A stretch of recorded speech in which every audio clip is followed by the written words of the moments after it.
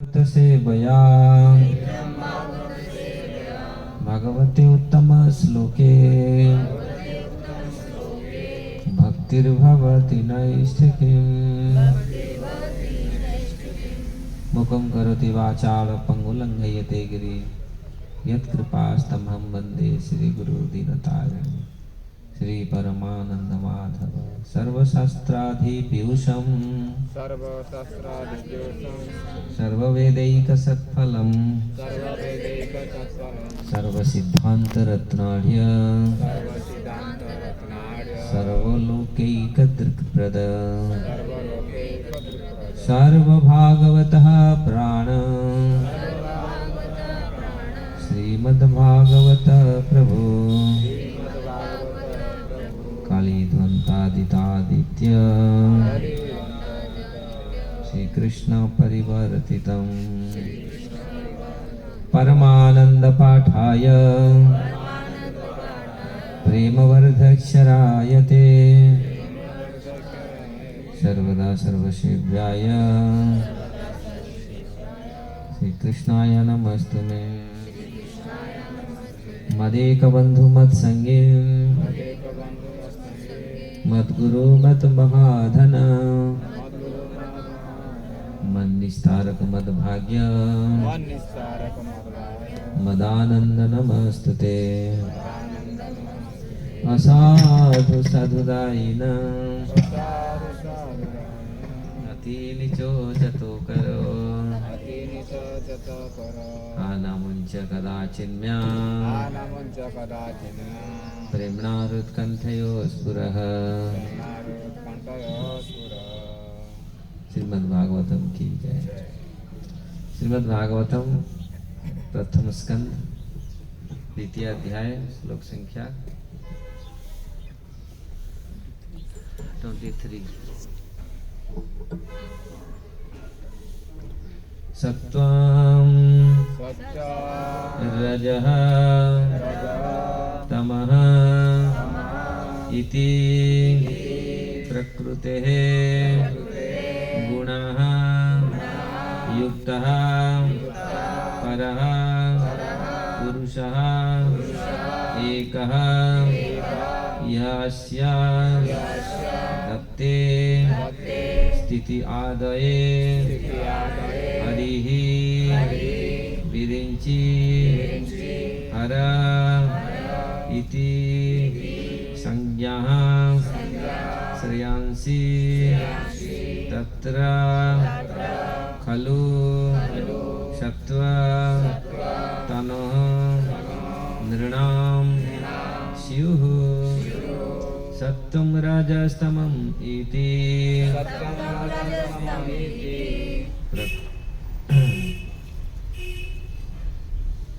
प्रकृतिर्गुणास्ते युक्तः परः पुरुषः एक इहास्य धते स्थित्यादये हरि विरिञ्चि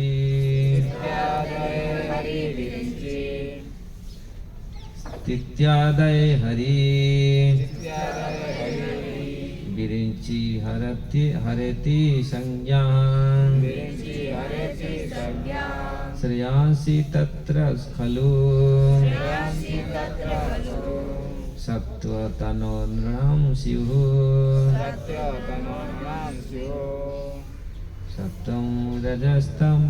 सत्त्वं रजस्तमम् इति प्रकृते गुणास्ते युक्तः परः पुरुषः एक इहास्य धते स्थित्यादये हरि विरिञ्चि हरेति संज्ञाः श्रेयांसि तत्र खलु सत्त्वतनो नृणां स्युः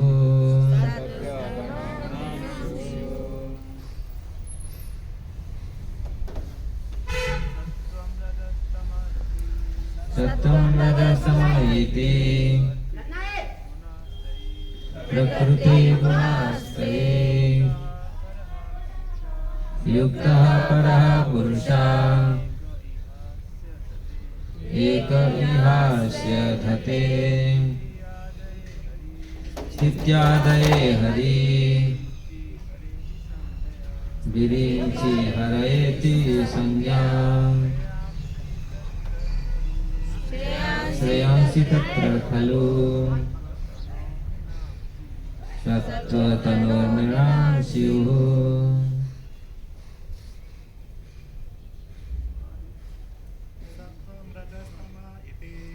सत्त्वं रजस्तमम् इति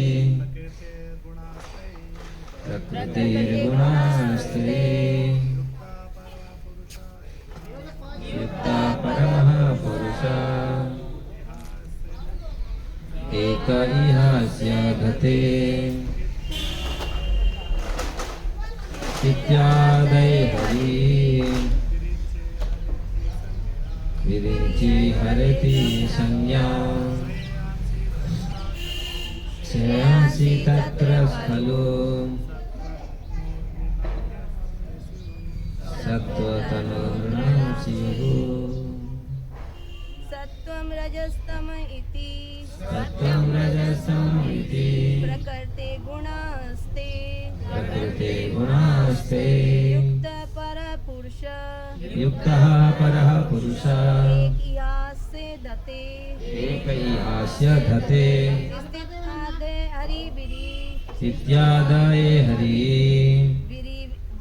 हरेति संज्ञा विरिञ्चि हरति संज्ञाम् श्रेयांसि तत्र खलु श्रेयांसि तत्र खलु सत्त्वतनो न्यान् स्युः। सत्त्वतनोर्नृणां स्युः।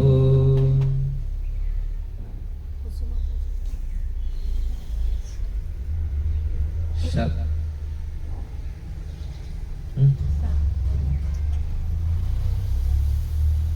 सत्त्वं सत्वगुण सत्त्वगुण रजः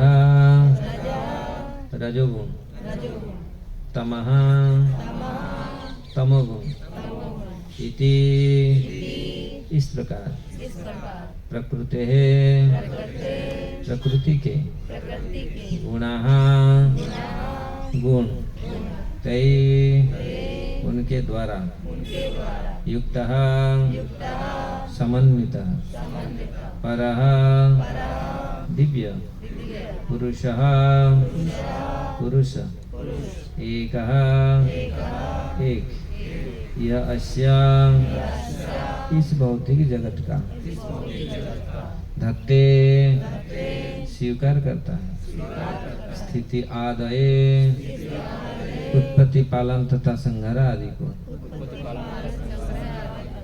हरि भगवान श्री विष्णु विरिंची ब्रह्मा हर शिव इति इस प्रकार संज्ञा विभिन्न स्वरूप श्रेयांसी चरम लाभ तत्र वहाँ खलु निस्संदेह सत्व सात्विक तनो रूप नृणाम मनुष्यों का शिव प्राप्त किया। इस श्लोक का अनुवाद तात्पर्य श्रील प्रभुपाद के द्वारा। श्रील प्रभुपाद की अनुवाद।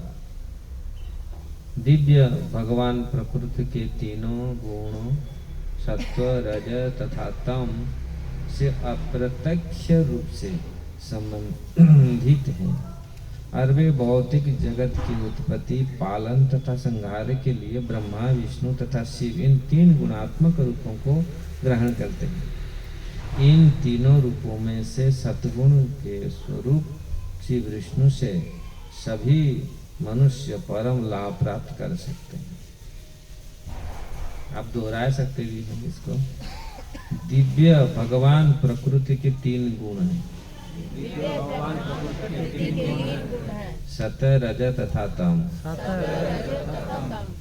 से अप्रत्यक्ष रूप से अप्रत्यक्ष रूप से संबंधित हैं संबंधित है और वे भौतिक जगत की उत्पत्ति, और ये भौतिक जगत की उत्पत्ति, पालन तथा संहार के लिए पालन तथा संहार के लिए ब्रह्मा, विष्णु तथा शिव ब्रह्मा, विष्णु तथा शिव इन तीन गुणात्मक रूपों को ग्रहण करते हैं। इन तीनों ग्रहण करते इन तीनों रूपों में इन तीनों रूपों में से से सत्वगुण के सत्वगुण के स्वरूप स्वरूप श्री विष्णु से श्री विष्णु से सभी मनुष्य सभी मनुष्य परम लाभ प्राप्त कर सकते हैं। परम लाभ प्राप्त कर सकते हैं।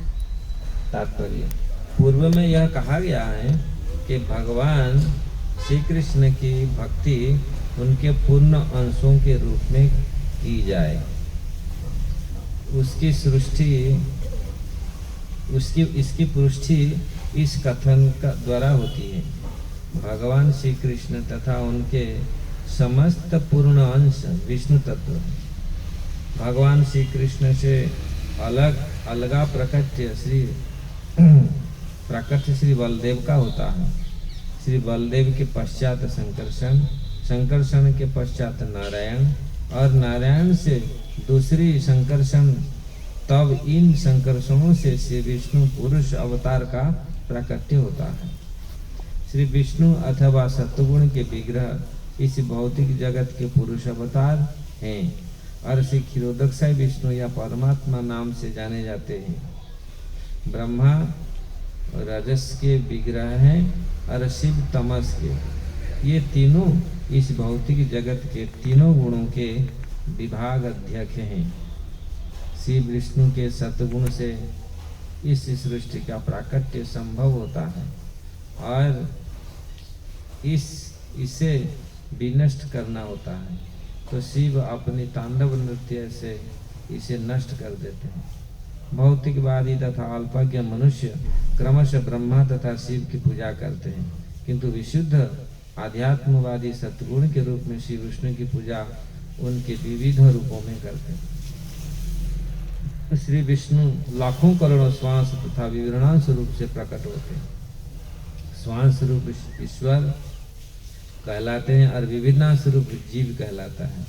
जीव तथा ईश्वर दोनों ही अपनी मूल आध्यात्मिक रूप होते हैं। जीव कभी कभी भौतिक शक्ति के वशीभूत होते रहते हैं, किंतु श्री विष्णु रूप सदैव इस शक्ति को अपनी वश में रखते हैं। जब भगवान श्री विष्णु इस भौतिक जगत में प्रकट होते हैं तो वे माया की वशीभूत बद्ध जीव का उद्धार करने हेतु आते हैं। ऐसे जीव इस भौतिक जगत में स्वामी प्रभु बनने की अतिरिक्त आंतरिक इच्छा लेकर आते हैं और इस प्रकार वे प्रकृति के तीन गुणों से उलझा जाते हैं। ऐसी जीव इस भौतिक जगत में स्वामी प्रभु बनने की आंतरिक इच्छा लेकर आते हैं और इस प्रकार से प्रकृति के तीन गुण से उलझ जाते हैं। फलस्वरूप जीवों को विविध अवधि का बंदी जीवन बिताने हेतु अपना भौतिक आवरण परिवर्तित करते रहना पड़ता है।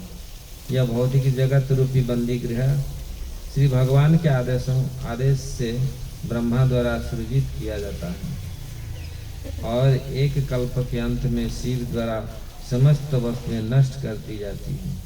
किंतु यहाँ तक इस बंदी गृह की देखभाल का प्रश्न है, वह श्री विष्णु द्वारा उसे स्वीकार उसी प्रकार संपन्न किया जाता है जिस प्रकार राज्य सत्ता द्वारा बंदी गृह की देखभाल की जाती है।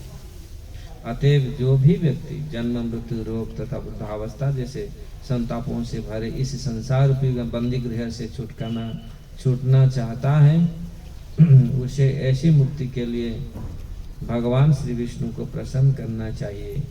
भगवान श्री विष्णु की पूजा भक्तिमय सेवा द्वारा ही संभव है।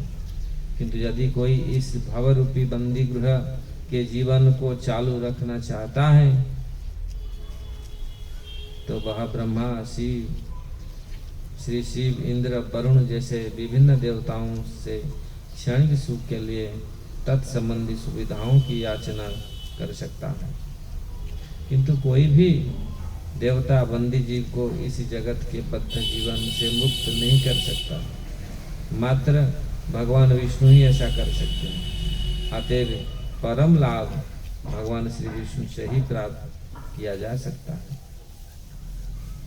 ओम ज्ञानम तिमिरंधस्य ज्ञानम जनम शलाकया चक्षुरुन्मिलितं येन तस्मै श्री गुरवे नमः। श्री चैतन्य मनोभीष्टं स्थापितं येन भूतले स्वयं रूप कदा मह्यं ददाति स्वपदान्तिकं। वन्देऽहं श्रीगुरु श्रीयुक्तपदकमलं श्रीगुरुवैष्णवांश श्रीरूपं साग्रजातं सागणरघुनाथमितं त्वं सजीवं साद्वैतं सावधूतं परिजनसहितं कृष्णचैतन्यदेवं श्रीराधाकृष्णपादसहगणललिता श्रीविशाखान्वितांश्च। हे कृष्ण करुणा सिन्धु दीनबन्धु जगत्पते गोपेश गोपिकान्त राधाकान्त नमोस्तुते। तप्त कांचन गौरांगी राधे वृंदावनेश्वरी वृषभानुसुते देवी प्रणमामि हरिप्रिये। वंशाकल्पतरुभ्यश्च कृपा सिन्धुदेव च पतितानां पावनेभ्यो वैष्णवेभ्यो नमो नमः।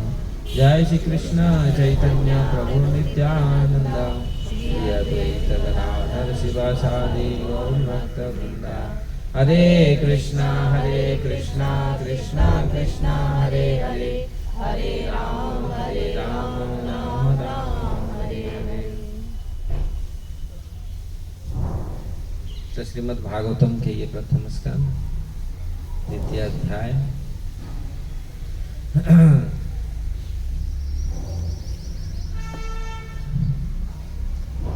हम लोग यहाँ पर सुत गोस्वामी नमस्कारण मुनियों को प्रश्न का जो उत्तर देने वाले हैं उसी क्रम से ये बता रहे हैं किस प्रकार इस जगत में जो गुण का प्रभाव है, गुण के प्रभाव से ही ये जगत परिवर्तित होता है। तो इसलिए गुण जो सतगुण रजगुण तमगुण ये त्रिगुणात्मक गुण तो इस भौतिक जगत को परिवर्तित करती रहती है। तो तीन गुण खास करके ये अदृश्य रूप में रहती है, ये पता नहीं चलता। लेकिन जो गुण का प्रवाह है वो धारावाहिक मतलब हर समय ये प्रवाहित होती है। इसलिए गुण के माध्यम से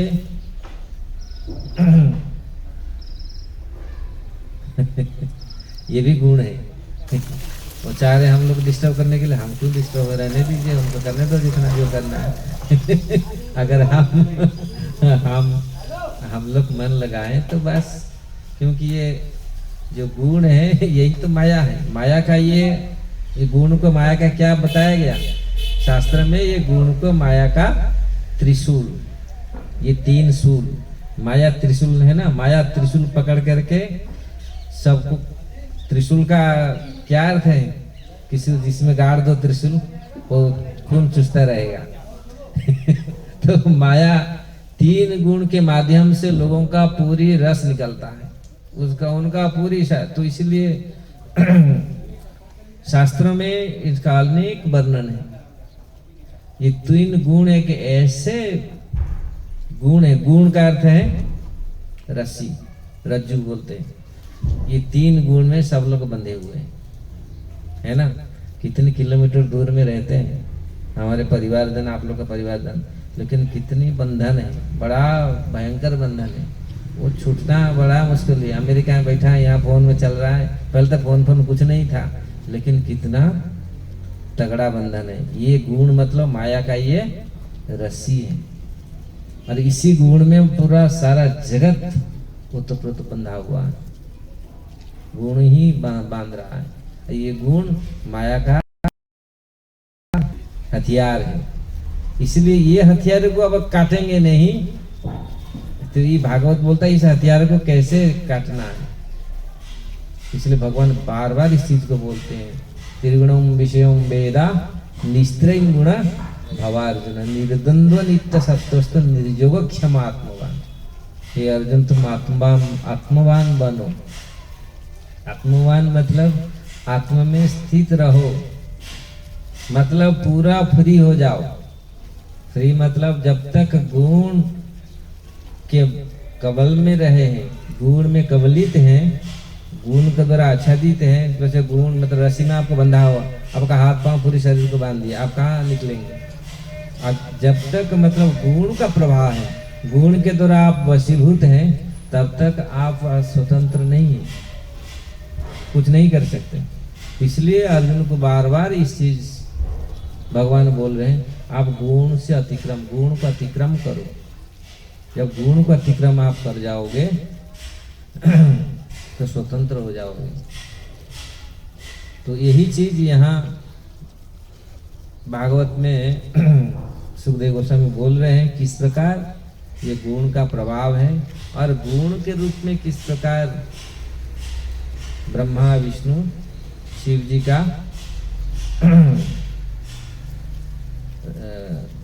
द्योतक है। शिव जी तम गुण का द्योतक है, रजगुण का ब्रह्मा जी है और भगवान विष्णु सद्गुण का है। तो इसलिए सृष्टि करना और बिगाड़ना, जब हम देखते हैं सृष्टि करना थोड़ा कठिन काम है, लेकिन बिगाड़ना बहुत ईजी है, लेकिन पालन करना बहुत कठिन काम है। पालन वही कर सकता है जिसमें सद्गुण प्रवृत्ति हो। इसलिए भगवान स्वयं इस चीज को रखते हैं अपने हाथ में। ये डिपार्टमेंट भगवान अपने हाथ में रखते हैं, क्योंकि माताओं से माँ का ममता चला जाएगा तो फिर माता माता नहीं बनेगी, वो चंडी बन जाएंगे, है ना। क्योंकि माता अगर माता में माँ का भाव नहीं रहा, ममता मातृत्व नहीं रहा, तो फिर वो अलग प्रकार का हो जाएगा। इसीलिए यहाँ अग्नि से दायिक शक्ति नहीं दिखाती, इसलिए मेंटेन करना। अब देखो मातृ होने से, माँ होने से तो मेंटेन करेगा, नहीं तो मेंटेन कैसे करेगा? क्योंकि उसमें धैर्य होनी चाहिए। अगर धैर्य नहीं होगा तो फिर माँ कैसे होगा? कितनी धैर्य है, पृथ्वी जैसा धैर्य होना चाहिए माँ में। ऐसा नहीं है दो रोया तो 2 थापड़ दिया बच्चों को ना। एक बार आ रहा था फ्लाइट में, तो माँ ने ऐसे, आजकल का माँ है, माँ तो माँ होती आजकल का नहीं है लेकिन माँ बच्चे को ऐसा मारा, मेरे को रहने गया, मैं बोल पड़ा, बोले ऐसा माँ है अरे बच्चा तो रोएगा, लेकिन मातृत्व में माँ में वही सद्गुण का भाव रहता है। इसलिए क्यों भगवान सद्गुण को अपनाते हैं? भगवान विष्णु इसलिए ये पालनहार, जो पालन करते हैं, आप उसमें सहिष्णुता नहीं होगा, पालन करना मुश्किल ही होगा। अगर हर मिनट में 2 मारेगा अच्छा से बच्चियों को, क्या फिर तो पालन नहीं होगा। इस प्रकार भगवान मेंटेन जो कार्य है, अब देखिए बिल्डिंग बना दिया, मेंटेन करना कितना कठिन है। घर तो बना दिया, 2-4 महीने में घर बन के तैयार हो गया, लेकिन उसको मेंटेन करना कितना। श्लोक तो हम पढ़ लिया, भागवत गीता गुरु ने मंत्र दे दिया, लेकिन उसको मेंटेन करके रखना हृदय में, माइंड में मेंटेन करना कितनी बड़ी कार्य है। वो मेंटेन वही कर सकता है जिसमें सद्गुण का प्रवृत्ति हो, नहीं तो रजगुण तमगुण वाले नहीं कर सकते। इसलिए भगवान यहाँ पर मेंटेन का, पालन का दायित्व लेते हैं। और वो ही जो इसमें पूरी बड़ी टीका प्रभुपाद जी ने लिखे हैं, और हमारे आचार्य लोग इस श्लोक के ऊपर बहुत सारी बड़ी टीका विश्वनाथ चक्रवर्ती ठाकुर लिखे हैं। लेकिन वास्तविक सत्गुण का जो अधिकारी है भगवान, ये तो वास्तविक भगवान सारे गुणों का अधिकारी है। ये गुण के, ये इनडायरेक्टली यहाँ पर इस श्लोक को क्या बोलता है, सत्व रज तम, ये अप्रत्यक्ष रूप से संबंधित है भगवान। इसमें सतगुण रजगुण तमगुण में, इसलिए आप कोई मन में सोचेगा नहीं भगवान ये गुण के, हाँ शिव जी तो तमगुण का है, ये रजगुण का है, और ये सतगुण का नहीं। ये अप्रत्यक्ष रूप से भगवान संबंधित रखते हैं, इनडायरेक्टली। डायरेक्ट इसमें इनमें कोई नहीं है। इसलिए आप, हमारे आचार्य लोग बहुत सारे इसके ऊपर शास्त्रों में, पुराणों में, ग्रंथों में ये वर्णन किया गया है। भगवान किस प्रकार अप्रत्यक्ष रूप से गुण के साथ संपर्क रखते हैं, डायरेक्ट संबंधित नहीं है। इसीलिए लेकिन भगवान कृष्ण सबके ऊपर है, तो इसलिए भगवान की आज्ञा से भक्तिविनोद ठाकुर बहुत सुंदर पद लिखा है इसके ऊपर, तुम्ही सर्वेश्वरेश्वर ब्रजेंद्र कुमार। हे कृष्ण, आप सर्वेश्वर हैं, आपकी इच्छा से आपका इच्छा से ब्रह्मा करे न सृजन, विष्णु करे न पालन, सिंह शिव जी संहार करते हैं। आप ही सर्वेश्वर हैं, आपकी इच्छा से ये, इसलिए और बिना इच्छा से आपका पत्ता, बोलते ना पेड़ का पत्ता भी हिलता नहीं। भगवान के बिना इच्छा मते जीव का जन्म मरण, जन्म होता है मृत्यु होता है, भगवान की इच्छा से ही होता है सब कुछ। इसलिए आपके बिना इच्छा इस धरती पर कुछ नहीं होता। लेकिन लोग कभी कभी आरोप लगाते भगवान ऐसा कर दिया हमारा भी खराब हो गया, कभी अर्थ लगाते, वो तो अलग है उसका फिलोसफी। तो इसलिए यहाँ अभी सुन लीजिए, भगवान का कोई भौतिक जगत के प्रति डायरेक्ट संपर्क नहीं है। वो जो भगवान भौतिक जगत को भी सृष्टि करते हैं तो इनडायरेक्टली, भगवान डायरेक्ट केवल देखने से ही सृष्टि स्थिति प्रलय साधन शक्ति रेखा छाये वयस्य भुवनानि विभर्ति दुर्गा इच्छानुरूपम अप्यस्य चेष्टते साम गोविंदम आदि पुरुषम तमहम भजामि। केवल इच्छा मात्र से इच्छा भगवान प्रकट करते हैं और कार्य कौन करती है? दुर्गा देवी। सृष्टि स्थिति साध प्रलय साधन शक्ति रेखा छाये वयस्य भुवनानि विभर्ति दुर्गा, ये पूरी दुर्गा देवी सब कुछ काम करती है। केवल भगवान इच्छा किया, हाँ ये हो जाना चाहिए, ऐसा भगवान है। भगवान का आप अगर हम देखें, भगवान इतनी शक्तिमान है, इतनी सर्वशक्तिमान है, केवल इच्छा से सब कुछ कर सकते हैं। तो करते ही है, कर सकते क्या, करते ही है। इसलिए इच्छा किया, सृष्टि स्थिति प्रलय साधन ये सब हो जाता है, संगठित हो जाता है। इसलिए भगवान डायरेक्ट भौतिक जगत के साथ कोई संपर्क नहीं है। लेकिन जब ये भगवान स्वयं इसी धरती पर आते हैं, क्यों आते हैं?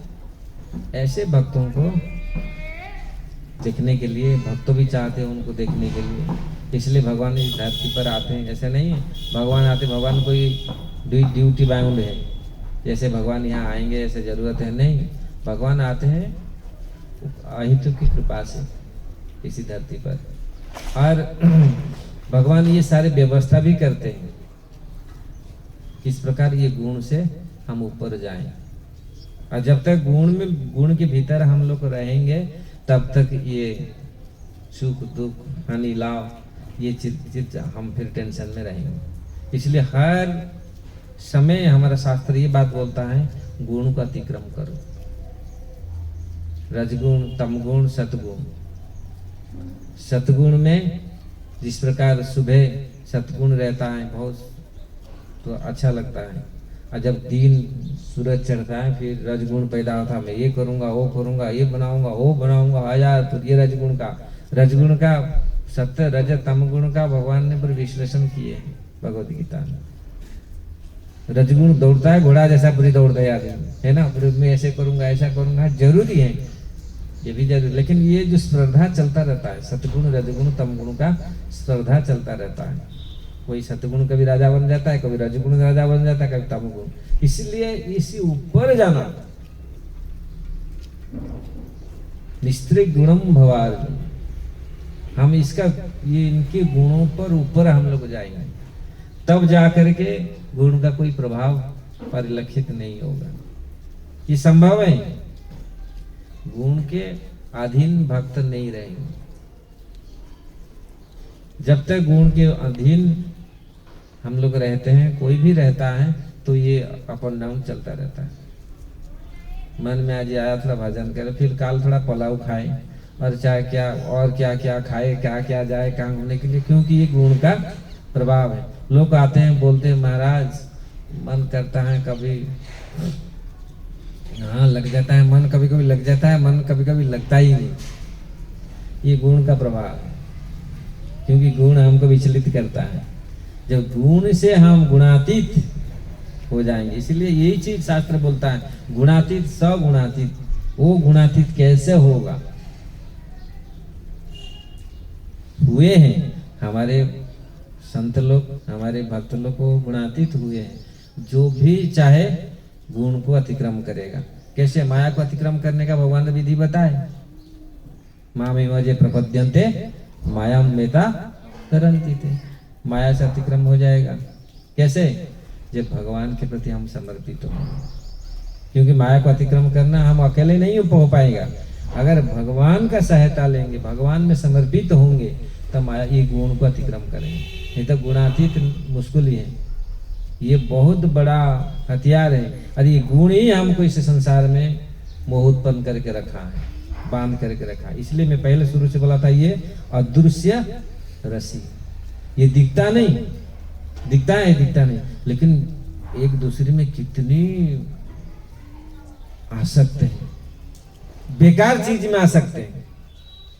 भक्ति विनोद ठाकुर बोलते हैं, हमारे नरोत्तम दास ठाकुर बोलते हैं, अधन ही जतन करी धन त्यागिन। वास्तविक आसक्त होना चाहिए किस चीज में? भगवत वस्तु में आसक्त होना चाहिए, नाम में आसक्त होना चाहिए, विग्रह में आसक्त होना चाहिए, लीला में आसक्त होना चाहिए, जो भगवत वस्तु है। और बेकार चीज गार्बेज में। पहले तो हम लोग किसी में आसक्त होते हैं? इस शरीर में। ये शरीर अब जानते हैं सबका, हम लोग को जानते हैं ये शरीर साथ नहीं जाएगा, और शरीर छूट जाएगा। तो बोलते हैं ना तीन राजा का था, राजा का 3 पत्नी थी,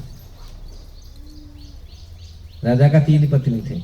राजा सबसे प्यार करता था, तीनों को। चौथा वाला को तो बिल्कुल प्यार नहीं करता था। और राजा बोला मैं अभी मर जाऊंगा, तो मेरे साथ कौन चलेगा? सबसे ज्यादा जो प्यार करता था उसको पूछा, तुम चलेगी? नहीं। क्यों? आप मरने के बाद तो मैं और किसका हो जाएगा? अरे मरने के बाद और किसी का है ना? ये राजा कौन है? हम लोग सब हैं। कौन? आत्मा ही वास्तविक। शरीर आप समझ लो, शरीर रूपक राजा है, उसका 3 ये रानियां कौन है? धन ऐश्वर्य पहला रानी। ज्यादा प्यार किस में करता है? हमारा शरीर किसको प्यार करता है ज्यादा? धन से। और जब राजा मरेगा तो शरीर जब खत्म होता है, धन किसका हो जाता है? दूसरियों का। वो तो ठीक ही बोला। अरे वो उसको खराब लगा, अरे मेरा पत्नी है, तुमको इतना में प्यार किया, इतना किया, और तुम दूसरी का हो जाएगा। ये है। फिर दूसरा पत्नी,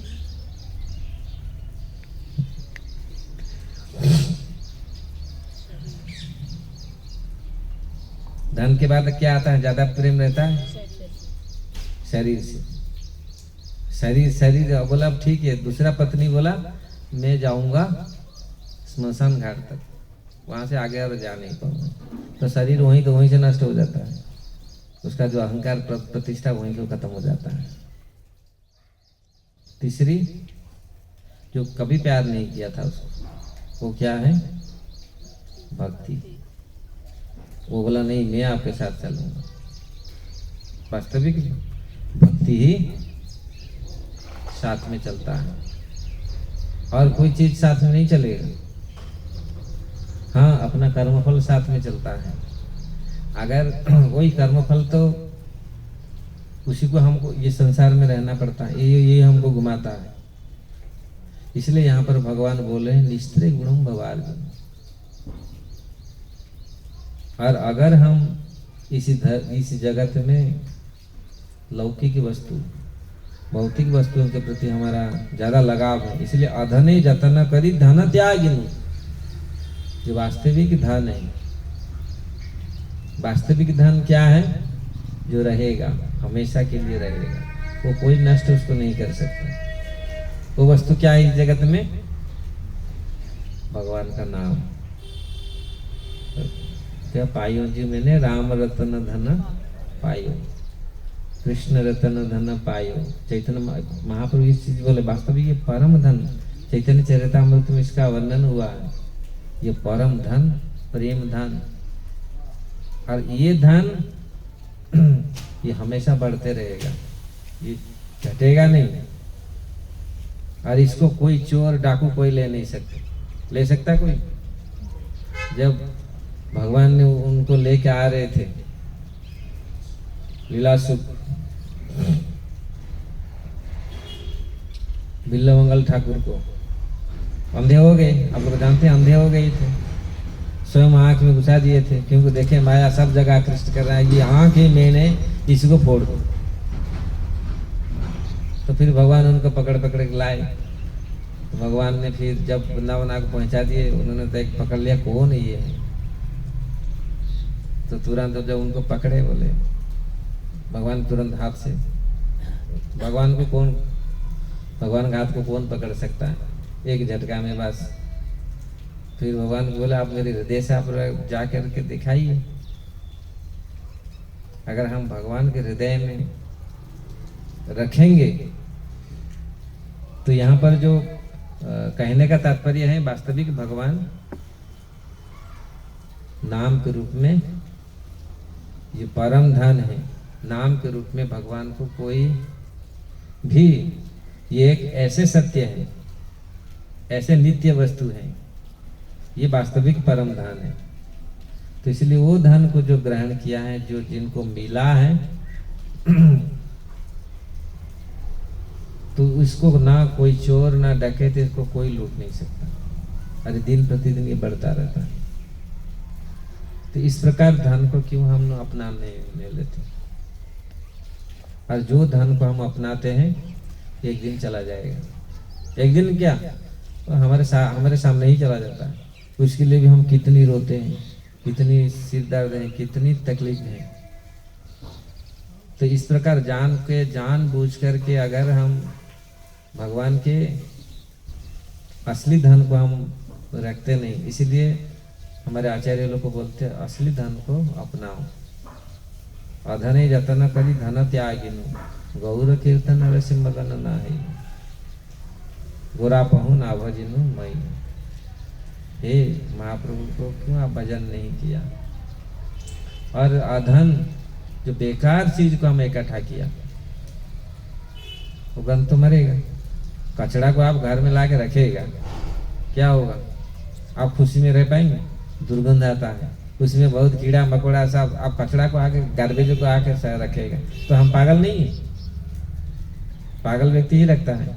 जो पागल व्यक्ति होगा वही कचड़ा को इकट्ठा करेगा। अरे क्या चीज इकट्ठा करना चाहिए जीवन में, तो ये कौन करता है? कौन? गुण करता है। इसलिए आज जो विषय है ये गुण है, क्योंकि माया का जो 3 गुण है, सत्गुण रजगुण। इसलिए अगर हम गुण को अतिक्रम करेंगे तो ये फिर हमको कोई, हम ठीक वस्तु को अपनाएंगे। एकाएक तो इतना मतलब इतना फटाक से तो नहीं हो जाएगा, तुरंत तो नहीं हो जाएगा, जल्दी तो वो नहीं जाएगा। इसलिए ये अभ्यास है, गुणातीत कैसे बने। तो शास्त्र हमको ये बताता है गुणातीत कैसे बनना है। तो यहाँ प्रभुपाद जी ने पूरी बताया भगवान किस प्रकार इस सृष्टि को रचना करते हैं, और सृष्टि को रचना करने से अपने स्वयं को कैसे, भगवान का जो स्वांश और विभिन्न अंश, ये 2 प्रकार का कहा गया। भगवान अकेले थे, गोविंदम आदि पुरुषम, वो आदि पुरुष अकेले हैं, आदि है, वो अनादि है। आदि अनादि, अनादि आदि गोविंद सर्व कारण, जो अनादि है, जिनका अनादि मतलब जिनका आदि अंत कुछ नहीं, उनको अनादि कहा गया। वो आदि है, सबका आदि वही है। वो अकेले थे। जब उन्होंने इच्छा प्रकट की, मैं 2 बनूंगा, कैसे बने? पहला प्रकट कौन हुए? भगवान पहला अपने को किसको प्रकट किया? बाईं तरफ से भगवान बलराम को प्रकट किए, प्रथम विस्तार बाईं तरफ से, और दाईं तरफ से राधा रानी प्रकट हुई। राधा रानी से अनेक सारे राधा रानी मूल लक्ष्मियां हैं, सारे अनंत करोड़ लक्ष्मी प्रकट हुई, और बाईं तरफ से बलराम। तो ये जो आया संकर्षण चतुर्व्यूह का, जो कभी को लोग समझ नहीं पाते ये क्या क्या था। ये जो डिपार्टमेंट है, भगवान ने स्वयं को कैसे अनंत रूपों में व्याप्त किया। तो भगवान तो अकेले थे, फिर इतना बनाना क्या जरूरत था।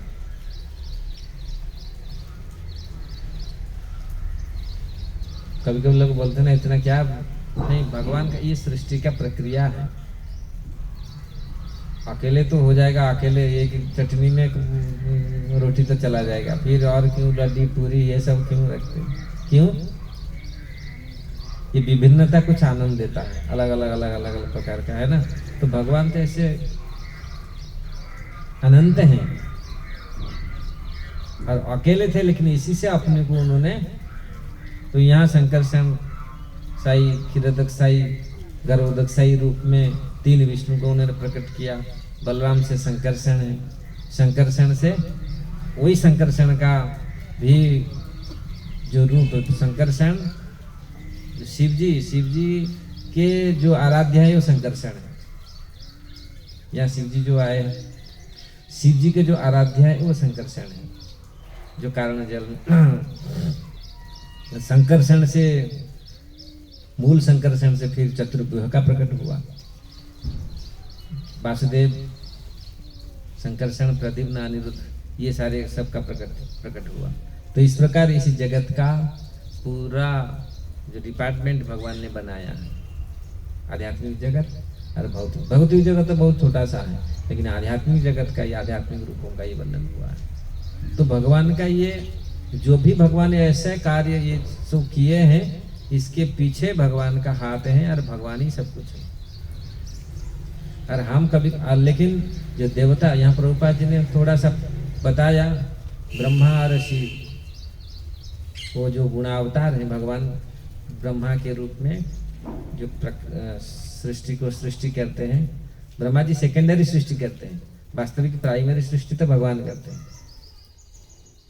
सेकेंडरी सृष्टि शरीर का, जीव का, ये सारे चीज डिटेल सब करते, लेकिन भगवान पहले महाविष्णु के रूप में सारा अनंत ब्रह्मांड को पैदा करते हैं, सृष्टि करते हैं। फिर उसमें फिर जीव को स्वयं, फिर उसमें कोई नहीं सुने, आप लोग तो सुने होंगे जो ब्रह्मांड सृष्टि होता है। आजकल तो ब्रह्मांड का रहस्य इवन हमारा आजकल मॉडर्न साइंटिस्ट को भी पता नहीं, लेकिन हमारा साइंस कितना, कोई करोड़ हजार करोड़ सालों का साइंस हमको ये बताता है किस प्रकार इस पृथ्वी का सृष्टि हुआ है, पूरा ब्रह्मांड का किस प्रकार सृष्टि हुआ है। लेकिन हम लोग को सिखा दिया गया ऐसे ऐसे मोड़ तोड़ मोड़ करके, नहीं ये सब बेकार ऐसे दिखा गया, ये पुराण है, पुराना हो गया। नहीं भाई, पुराना तो है, पुराना मतलब पूरा है और पुराण है। पुराण का अर्थ क्या है? पूरा है मतलब पूरा फूल है और बहुत ओल्ड है। हाँ, ये ओल्ड हिस्ट्री पूरा देता है हमको। तो इस प्रकार भगवान ने ब्रह्मा और शिव गुणावतार के रूप में शिव जी और ब्रह्मा जी को प्रकट किए, अपने गुणावतार हुआ, गुणावतार। और इसके पीछे भी कारण है। अब हम लोग इसका कारण ढूंढे, तो इसलिए हमारे आचार्य लोग इसको लिखे हैं, भगवान इसको क्यों सृष्टि किया, इसलिए सबका कारण कारण है ही भगवान, सर्व कारण कारण गोविंद है। तो इसी जगत का जो वर्णन, जो सृष्टि स्थिति प्रलय जो होता रहता है, इसके पीछे भी कारण है। अगर इस तत्व को हम समझना चाहते हैं, पहले हम इस गुण से ही ऊपर जाएं। जब गुण से हम लोग शुद्ध हो जाएंगे, तब हम फिर समझ पाएंगे कृष्ण कौन है, कैसा है। ऐसा नहीं है तो फिर कैसे होंगे, क्या अभी तो समझ नहीं पाएंगे? नहीं, भगवान का भजन करने से, भगवान का भक्ति करने से, इवन साधन भक्ति में हम करते रहेंगे, भगवान का नाम लेते रहेंगे, भगवान का, तो धीरे धीरे धीरे जितनी हम शुद्ध होते रहेंगे, इतनी फिर हमारा ज्ञान, हमारा भक्ति जितनी उज्जवल होते रहेगा, जितनी दृढ़ता होती आएगी, इतना हमारा फिर ज्ञान, वैराग्य, ये सब ऑटोमेटिक उत्पन्न होगा। लोग बोलते हैं मेरा वैराग्य, चटनी खाने वो ऐसे ऐसे खाना खाने में मेरे को छूटता ही नहीं। अभी तक तो इसमें इतना लालच है मुंह में, और कैसे महाराज कैसे फिर हम भगवान का भजन करेंगे? ये सब धीरे धीरे छूट जाएगा। जब भक्ति शुरू होती है तो ज्ञान वैराग्य ऑटोमेटिक आती है। तो इसलिए ऑटोमेटिक हमको ये त्रिगुणातीत हमको बनाएगा। लेकिन मेन चीज है हम इस चीज को फॉलो करें। प्रभुपाद जी तो बोलते हैं ये चीज को पहले धारा को फॉलो करें। अगर इसको हम फॉलो करें